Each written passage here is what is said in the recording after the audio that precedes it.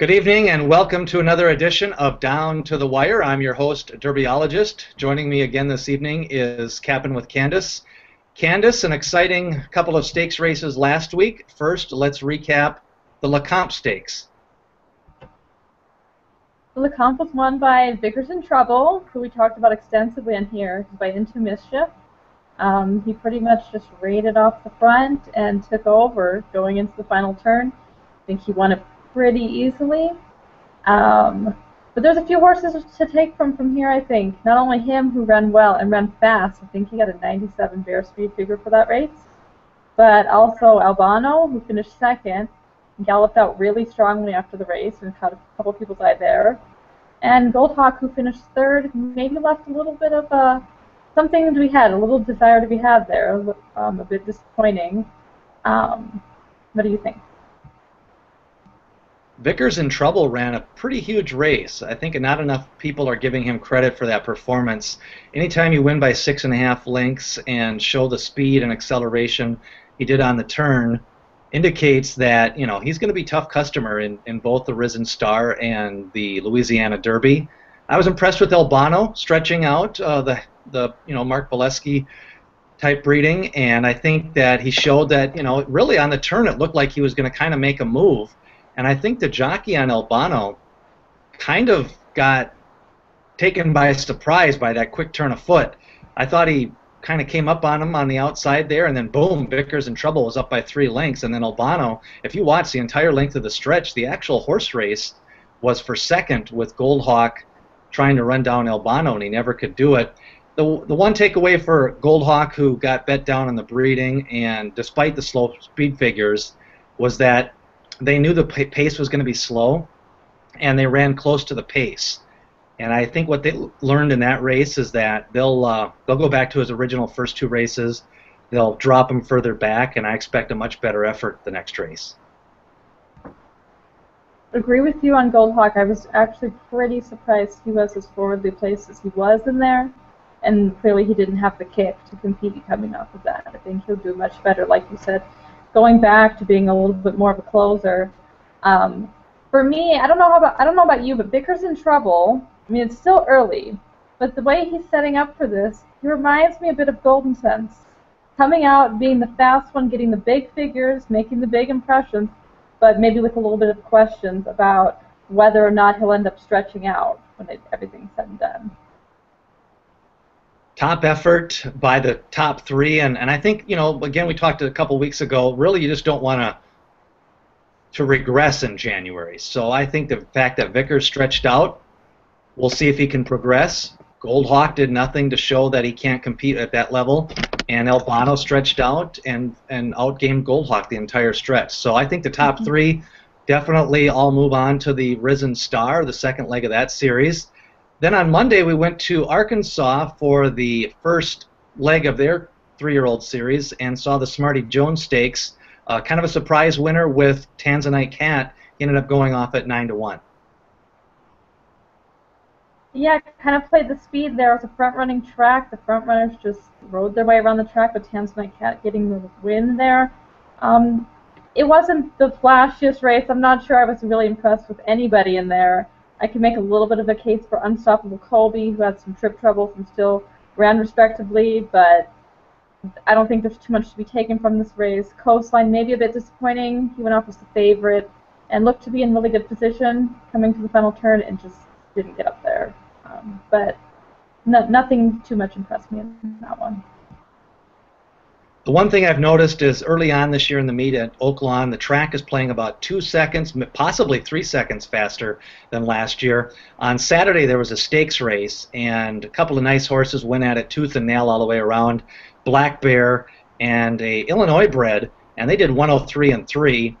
And last year they were doing 106 and 3s, almost 108s.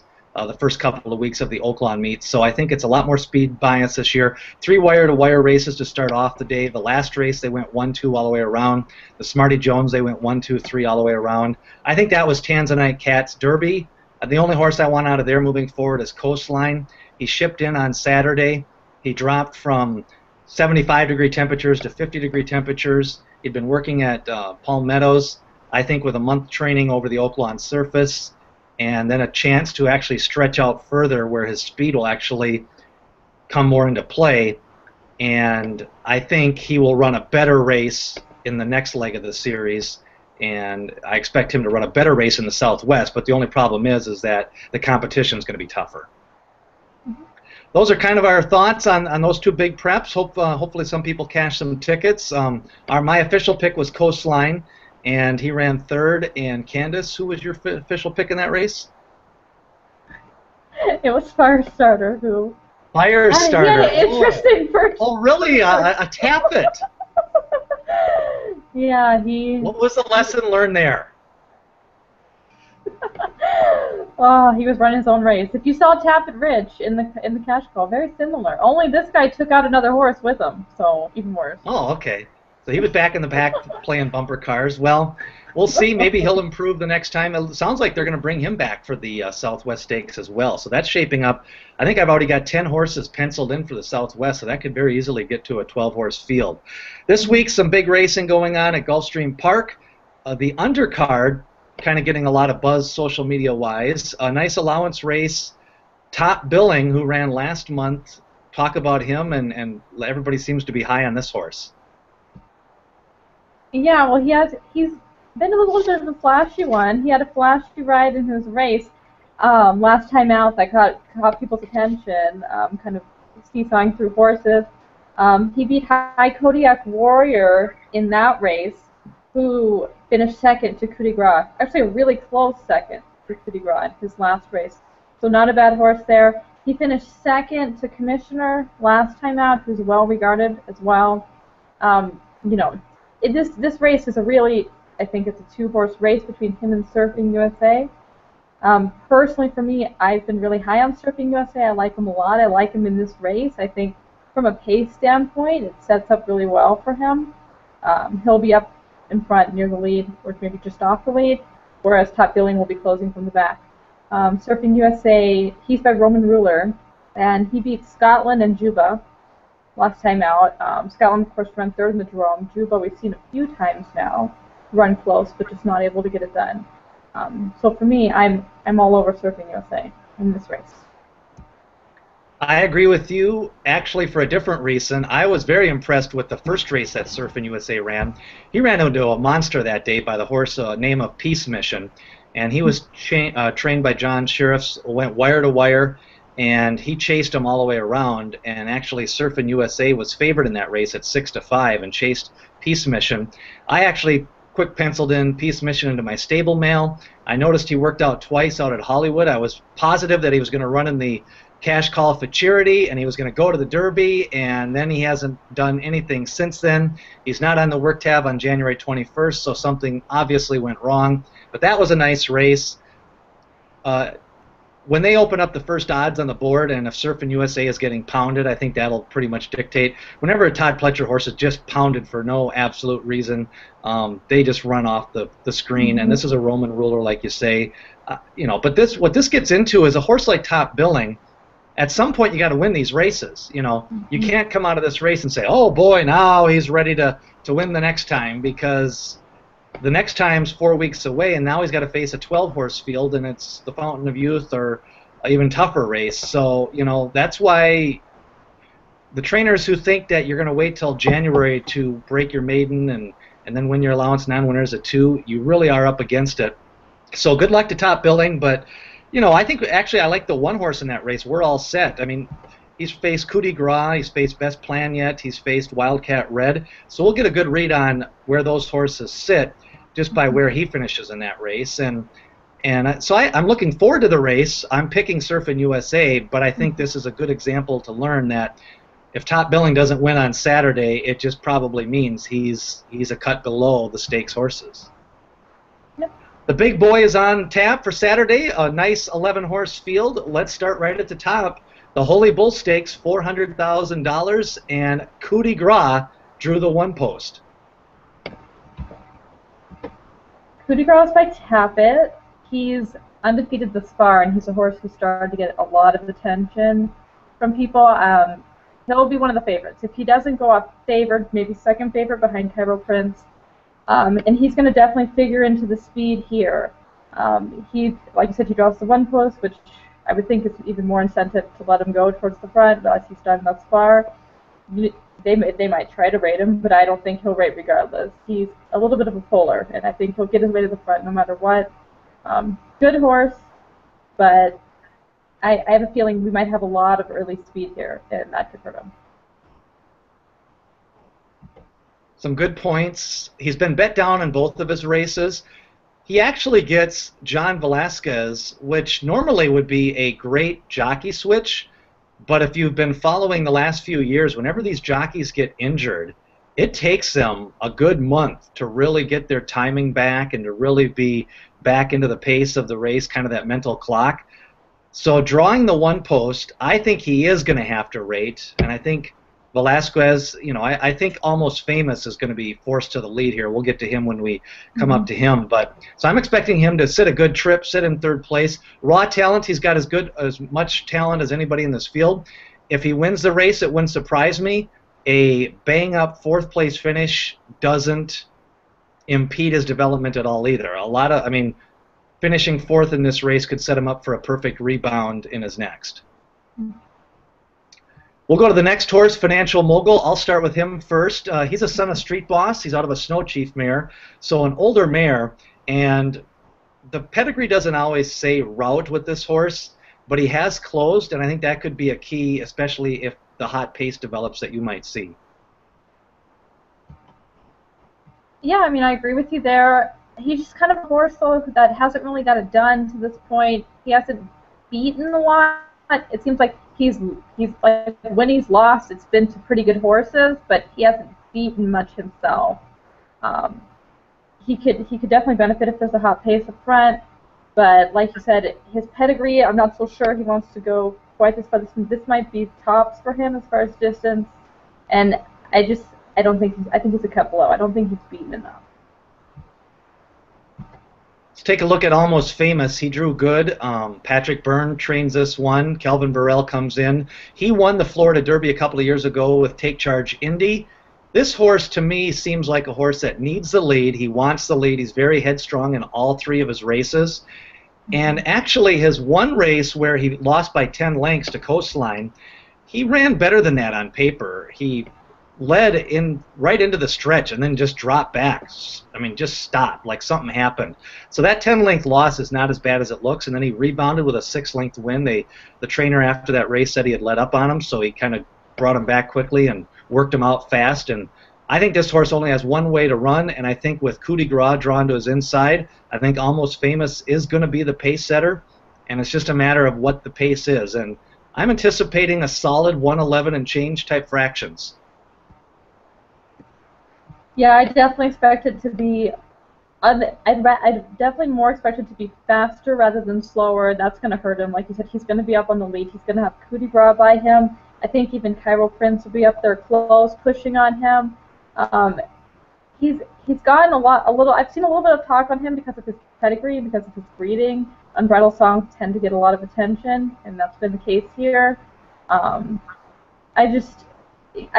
think he could be a good horse, but the pace setup is all wrong for him here, and that's going to be tough. It's really tough having, the big boys. I kind of think of this race, Coup de Gras and Cairo Prince really are going to be breathing down his neck. That's what I see. I see him as a pace casualty. If he wins this race, it's a legitimate effort, because if you can outrun Cairo Prince and Coup de Gras and hold off the closers, he goes to the head of my class, but I do think he's going to be a pace casualty. A horse that I want to talk about, I know a lot about this horse. I studied his pedigree pretty thoroughly going into his debut race. He won at 35-1. Our Caravan, a lot of dirt influences here. And what's interesting about this horse is that the second mare on the female side, a lot of people may not remember, some might, her name was Jersey Girl. And she capped off one of the more underappreciated 3-year-old seasons in recent memory. She went 7 for 7 as a 3-year-old. And in this day and age, a lot of horses don't even run 7 races anymore, and that was back in 1998. But her mixture of speed and stamina, I haven't seen since then.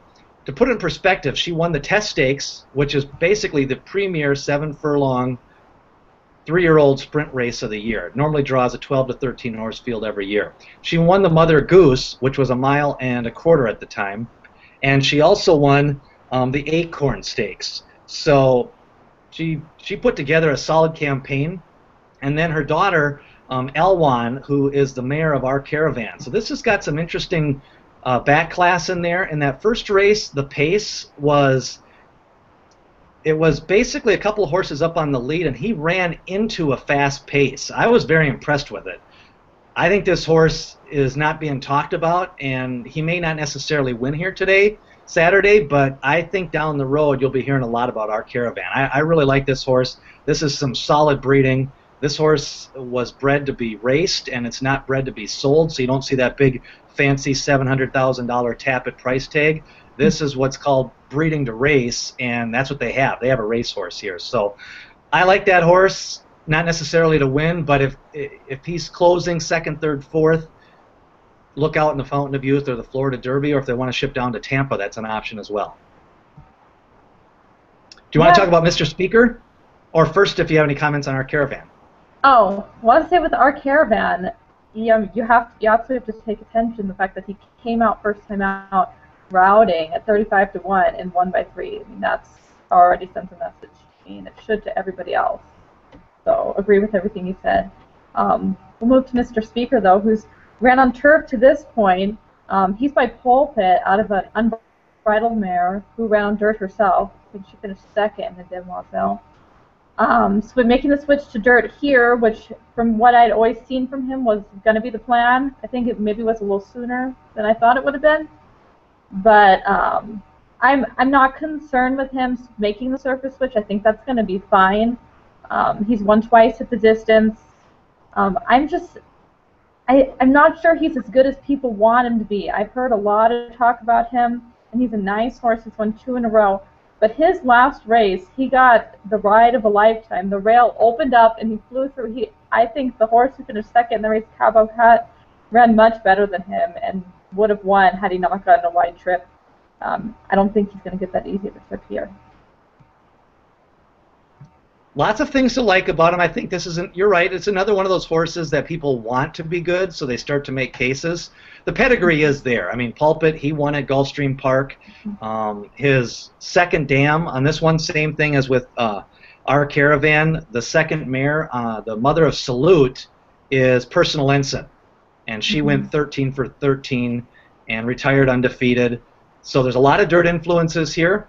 They've got the 2-year-old foundation. It's one of the few horses that ran 3 times as a 2-year-old and then also has 1 prep race. So, you know, McGahee is, you know, takes the long-term view. I don't necessarily think he wants to win or has to win. If this horse can just close into a pace, run within 3-4 lengths, they can go to the Gotham, they can go to Tampa, they can go to the Fairgrounds, and he can stay right there, you know. So that's really the plan. I think Mr. Speaker is not necessarily trying to win. I think they're just trying to run in the top 4 and run a good race.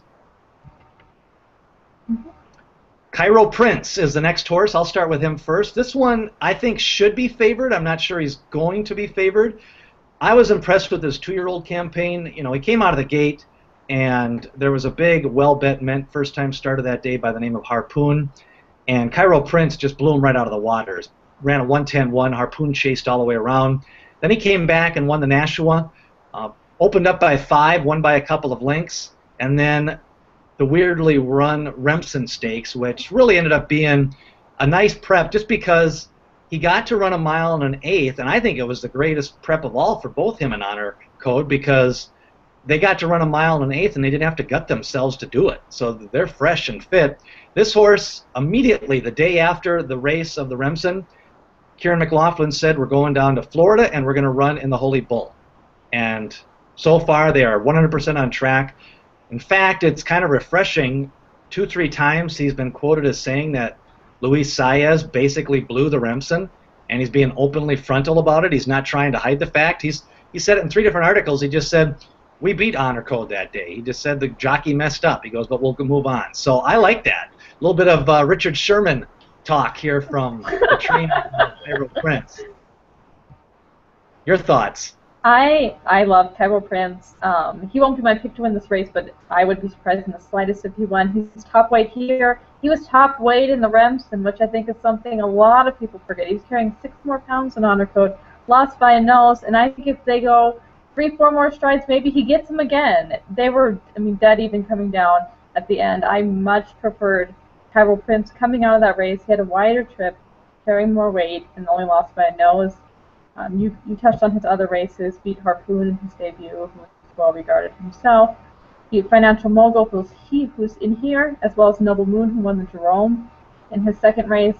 I love his work pattern coming in. Like you said, he hasn't missed, any works. He hasn't missed any time. Just everything seems to be going right. He's by Pioneer of the Nile, so this distance should be fine. I like the cutback to him on the 16th.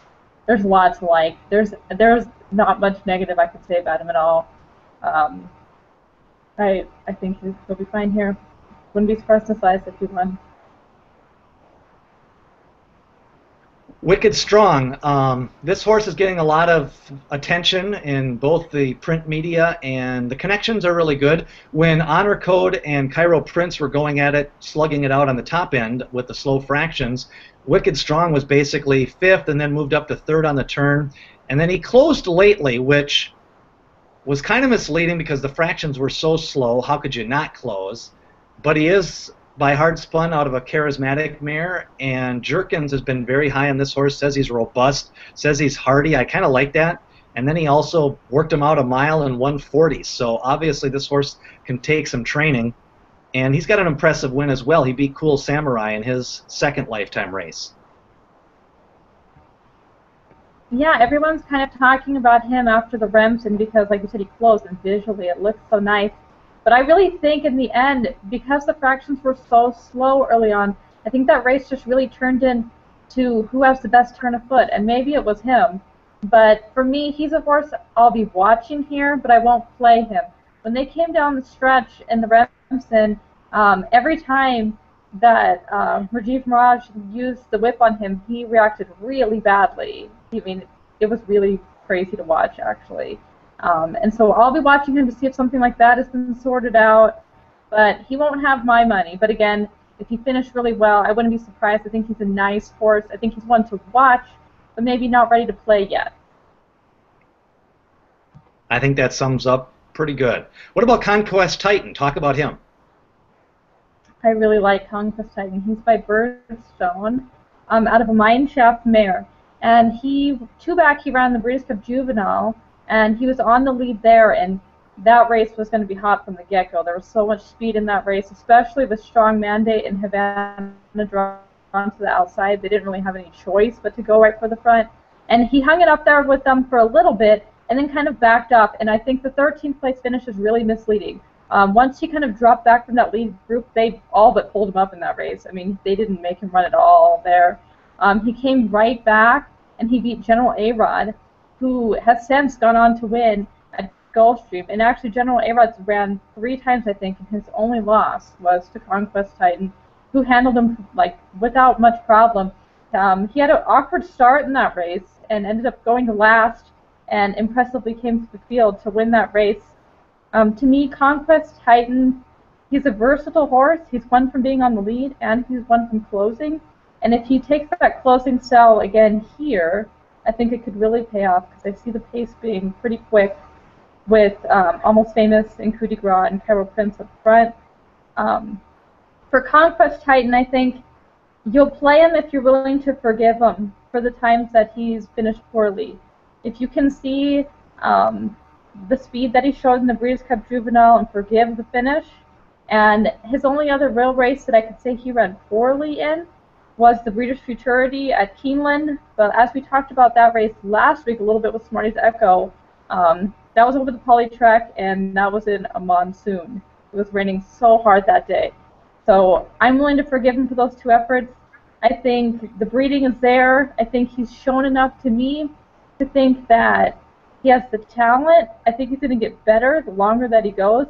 He's a horse that if he even just runs respectably here, I think he's one you really need to watch going towards the Derby, because he obviously likes Churchill. There's a lot to like. He's one that for me, he's way up on my list of horses that I'm watching that I think are a little bit under the radar right now. He's going to be a nice price in this race, that's for sure. There's lots to like about Conquest Titan, especially a lot of times handicappers will say, oh, they got to take this speed horse and they got to rate him and bring him from behind. And the reality is that it's easier said than done. And in that last race, after showing speed 3 straight races, that's exactly what they did, and it worked. I mean, he came from 12th place from 8 lengths out and then blew right by a good field at Churchill Downs on the closing day card, the Stars of Tomorrow. There's a couple of things that I will point out about him that, you know, it could go either way with him. I mean, he's had 4 straight 5-furlong workouts. He's got that nice race. It's like they never really took him out of training. I think they're really going to try hard in this race, and I agree with you that if the pace sets up, he can close and possibly win.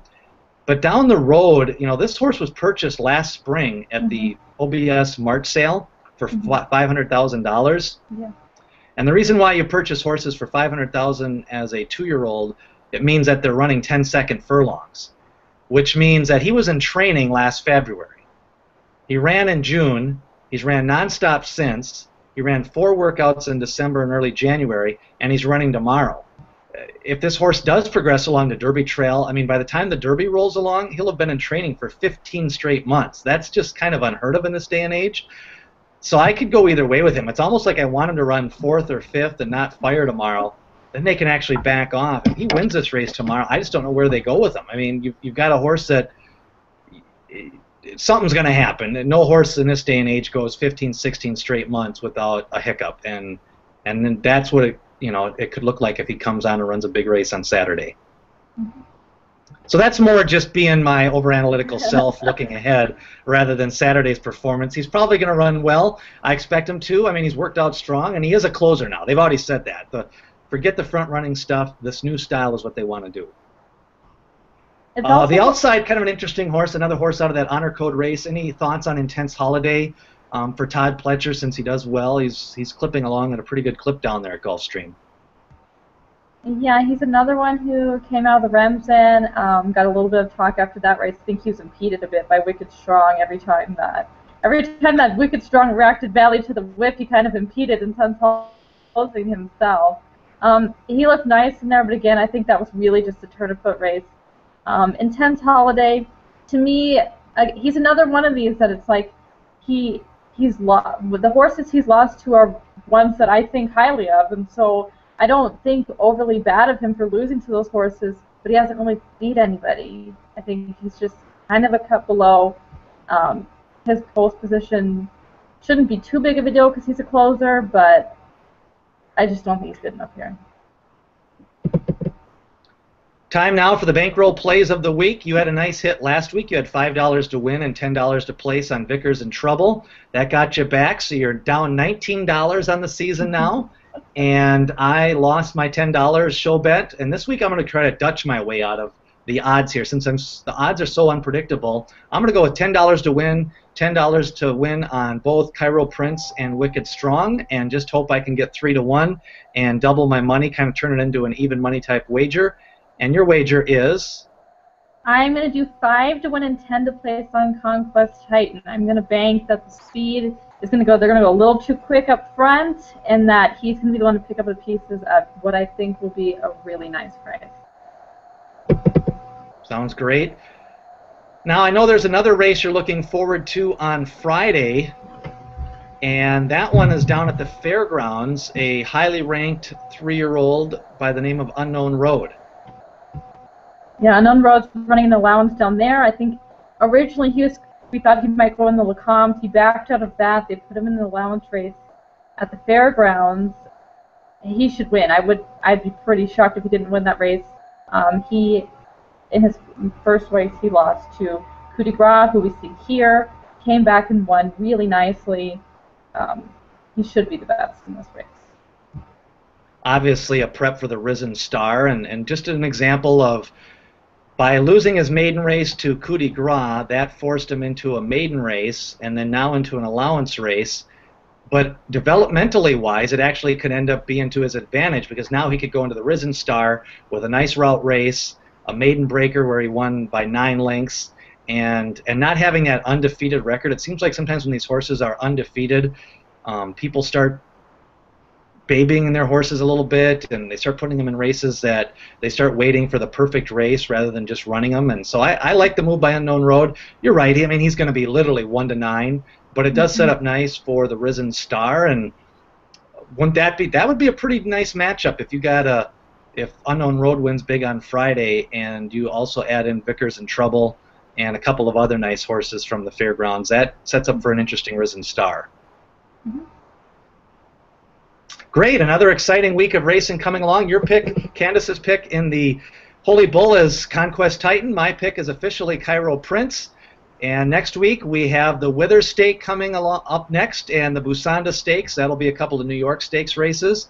And then just a couple of weeks away from the Lewis Stakes at Santa Anita. So that's going to do it for another edition of Down to the Wire. Make sure to follow us on Twitter and also at our websites, derbyologist.com and Capping with Candace. That's going to do it for another edition of Down to the Wire.